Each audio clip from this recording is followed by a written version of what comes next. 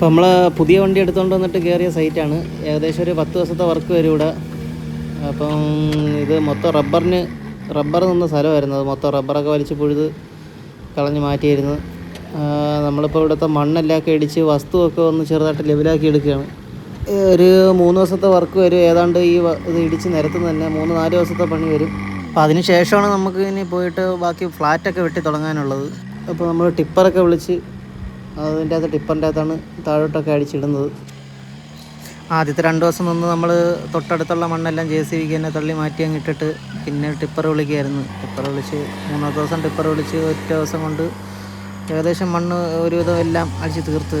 കൂട്ടത്തിൽ ഭയങ്കര മഴയായിപ്പോട്ടെ, ഭയങ്കര മഴയായിരുന്നു ഒരു ദിവസം.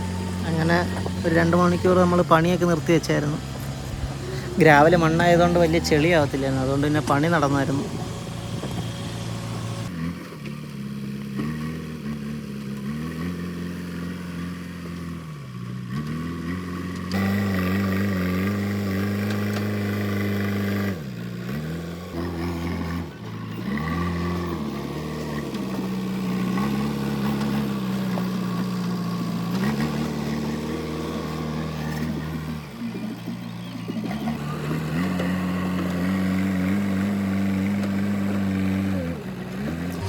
മണ്ണെല്ലാം അടിച്ച് തീർന്ന് നമ്മൾ ഫ്ലാറ്റ് മട്ട് തുടങ്ങിയത് ഒരുപാട് താഴെന്നാണ് നമ്മൾ തുടങ്ങിയേക്കുന്നത്. അതൊന്നും ഇത് ഇല്ല, അത് പിന്നീട് കാണിച്ചു തരാം. ഇതിപ്പോൾ നമ്മൾ ആ മണ്ണൊക്കെ എടുത്ത് മാറ്റിയ ഭാഗത്തൊക്കെ ഉള്ള ഫ്ലാറ്റാണ്. ഇവിടെ നിന്നും ഒത്തിരി താഴോട്ടുണ്ട് ഫ്ലാറ്റ്. അപ്പോൾ അവിടെ നിന്ന് ഇതെല്ലാം വെട്ടി മേളി വന്നപ്പോൾ ഉള്ള വീഡിയോ ആണിത്.